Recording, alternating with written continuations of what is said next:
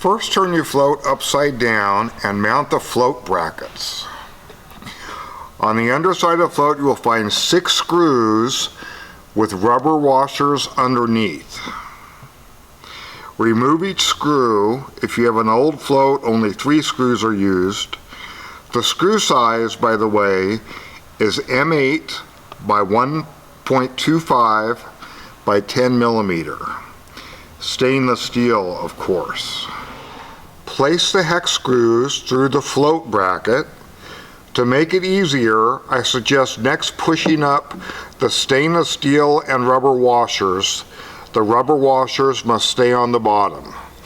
So, I would just suggest, to make it easiest, put them on now. You can then mount each float bracket plate. You will then need to mount the fixtures to the bracket plates. The process is the same for non-remote control unit fixtures and the remote control fixtures. It's just that 2 of the remote control fixtures have 2 wires leading out instead of 1 wire. I'd loosen the screws of the fixtures slightly, the U-shaped part of the fixture, so that you can adjust angle of each fixture. It'll make it easier for installation.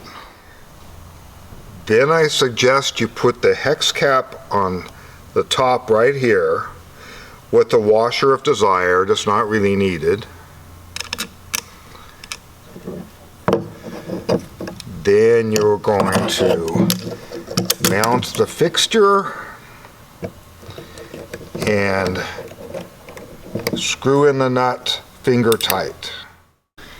As you can see, if you angle the unit, you'll have a lot easier tightening of the nut. You can then tighten using the hex key wrench and a pair of pliers for the nut or a 10 millimeter wrench. You have a very tight fixture, and you can adjust the angles by turning the screw on either side of the U-shaped bracket.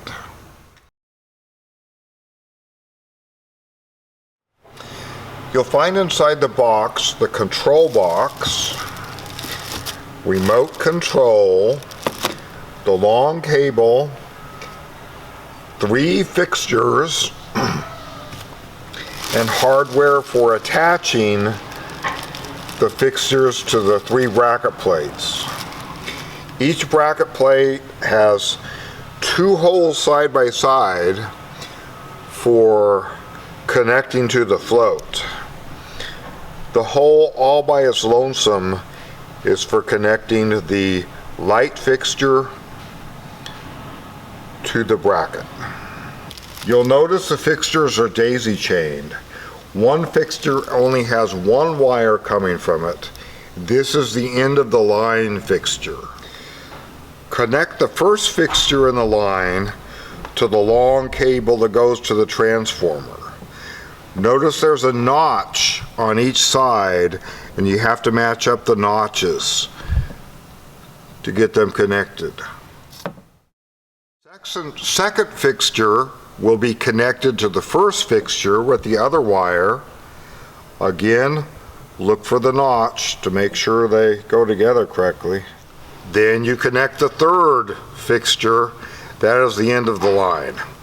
I haven't put the plates on these fixtures here. This is just a demonstration video, but now you see how the daisy chain works. So you will need to have brackets on the float for each of the fixtures though. I just haven't done it right now.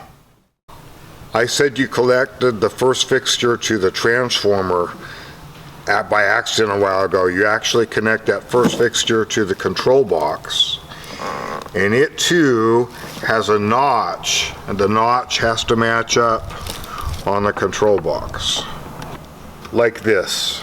Notice the back of the control box has 4 holes, 2 at the top, 2 at the bottom. Those are for connecting to a post or for mounting to a wall. We have hardware to mount to a post or a wall inside your hardware bag. The control box is intricate inside. The remote control and the control box must be paired just like you have to pair a cell phone to a car. We pair them at our warehouse, but if you ever should lose the match, it's necessary to open the control box by unscrewing the 6 screws on the back panel. I've already removed the back panel, but there are 6 screws. Once you're inside, you'll find 3 electronics boxes. The white box, which is an LED dimmer, the black box power repeater, and the transformer with an egg carton webbing. The bottom left of the white dimmer box has a match button located here. Make sure the control box is plugged into power. You can tell because there's a blue power light that comes on. Then you're going to press and hold the match key with the pencil tip for 5 seconds. This will delete all previous matches. Next, you need to press the match key and the on-off button of the remote at the same time for a couple of seconds. Remote control should now work. If it doesn't work, please repeat the steps.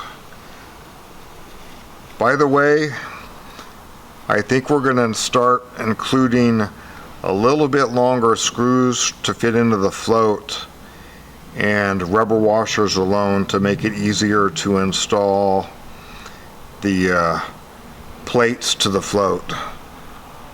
So in future orders, those should be coming.